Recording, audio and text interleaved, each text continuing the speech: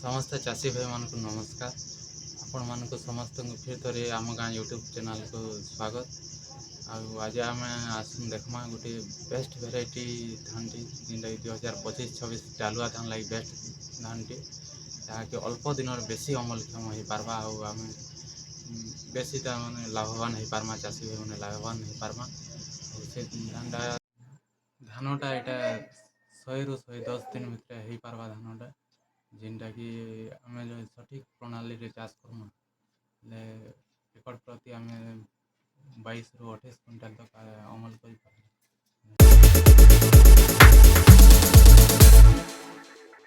ଜୟ ଜଗନ୍ନାଥ ଚାଷୀ ଭାଇ ମାନେ, ଆଜି ଆମ ଗାଁ ଚାଷୀ ୟୁଟ୍ୟୁବ୍ ଚ୍ୟାନେଲ୍କୁ ଆପଣମାନଙ୍କୁ ସ୍ୱାଗତ ଜଣାଉଛି ପୁଣି ଥରେ। ଆଉ ଆଜି ଆମେ ଆଲୋଚନା କର୍ମା ନାଥ 2020 ଧାନ ବିଷୟରେ, ଯେନ୍ଟାକି ଆପଣମାନେ ପାଇପାରିବେ 100ରୁ 110 ଦିନ ଭିତରେ ଆପଣମାନେ ଅମଲ କରିପାରିବେ, ଯାହାର ମାଧ୍ୟମରେ କି ଅଳ୍ପ ପାଣି ସେଥିରେ ଖାଇବା। ଆଉ ଆପଣମାନେ ଯେମିତି ମାନେ କମ୍ ପାଣି ଯେଉଁ ଜାଗାରେ କମ୍ ପାଣି ଖାଉଛି, ବଡ଼ ବଡ଼ ଧାନ ଯେଉଁ ମରିଯାଉଛି, ସେଇ ଧାନରେ ଆପଣମାନେ ଏଇ ଧାନଟା କରିକି ଲାଭବାନ ହେଇପାରିବେ, ଯାହାର ଓଜନ ବି ମଧ୍ୟ ଠିକ୍ ଅଛି ଏବଂ ତା'ର ନଡ଼ି ମଧ୍ୟ ଭଲ ଅଛି, ଯାହାକି ଅଧିକ ପାଣି ପବନ ଆସିଲେ ବି ନଡ଼ିଟା ପଡ଼ିପାରିବନି, ବହୁତ ଶକ୍ତିଶାଳୀ ରହିଥାଏ ଏବଂ ବହୁତ ରୋଗ ପୋକ ସହିବାର ବି କ୍ଷମତା ଏହାର ବହୁତ ମାତ୍ରାରେ ଯଦି ଠିକ୍ ପ୍ରକାରରେ ଚାଷଟା କଲେ ଠିକ୍ ଲାଭବାନ ହୁଏ, ଯାହାକି ଆପଣ ଗୋଟେ ଏକରରେ ଆପଣ ପାଇପାରିବେ ଏଇଟା 20ରୁ 25 କୁଇଣ୍ଟାଲ ତକ ଆପଣମାନେ ଅମଳ କରିପାରିବେ।